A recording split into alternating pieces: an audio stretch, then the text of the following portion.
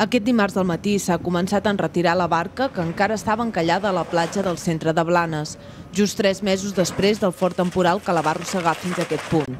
Per poder-ho fer s'està esmicolant el vaixell des de la sorra, i és que les màquines no poden posar-se sobre el passeig pel perill que pogués enfonsar-se amb tant de pes. Ha estat problemàtic per diverses raons. Hi havia primer un tema econòmic, per tant hi havia les asseguradores que sembla ser que tot i anar bastant ràpid, doncs bé, tenen el seu curs. Han hagut de paritar, s'ha declarat finalment sinistre total i bé, hi ha hagut una aportació important de diners de l'asseguradora i una altra part molt important també de la Generalitat, del Departament d'Agricultura, Ramaderia i Pesca. Un cop aquest primer procés s'havia de fer un estudi, és a dir, es marcaven unes condicions de retirada perquè estem parlant de fibra de vidre, és un material contaminant, estem parlant que dintre hi ha olis, hi ha combustibles, per tant s'havien de marcar unes condicions perquè estem parlant d'un vaixell que està sobre la platja i que d'aquí 4 dies tindrem gent banyant-se. Es porten tot amb deixalleries especialitzades per aquest tipus de material, perquè no així una qualsevol ho pot absorbir, i allà hi fan el tractament adequat.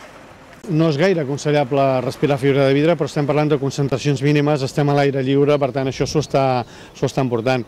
Hem fet un cercle de seguretat de més de 3 metres des dels bancs, per tant, des de l'embarcació fins aquí potser tenim 10-12 metres, estem en zona de seguretat, que és el que marca la normativa. Aquesta és l'última embarcació que quedava sobre la platja. Les restes de les altres dues, que van quedar embarrancades uns metres més enllà, ja es van enretirar. Se'n va encarregar l'Ajuntament, que ara haurà de recuperar els diners de les companyies asseguradores de les embarcacions. Aquesta barca estava sencera i aquelles dues embarcacions d'allà estaven esquarterades. Aquesta és de fibra de vidre, com deia, estava completament sencera, i aquelles eren de fusta, amb tota la quantitat de claus que hi havia escampades per tota la platja.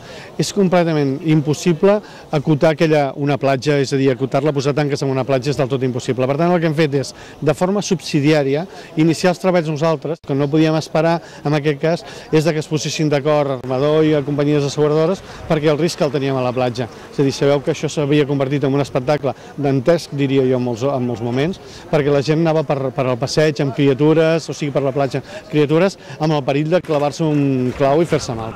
Segons el propietari de la barca, això és un greuge comparatiu cap a la seva persona.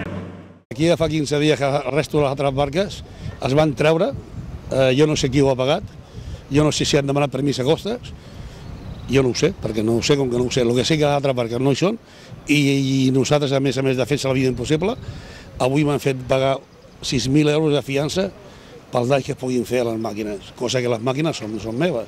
És una empresa que fa la feina i cobra un d'allò. I a mi el que em fa por que l'Ajuntament per cobrar fem la via, però llavors per tornar-lo en parlem.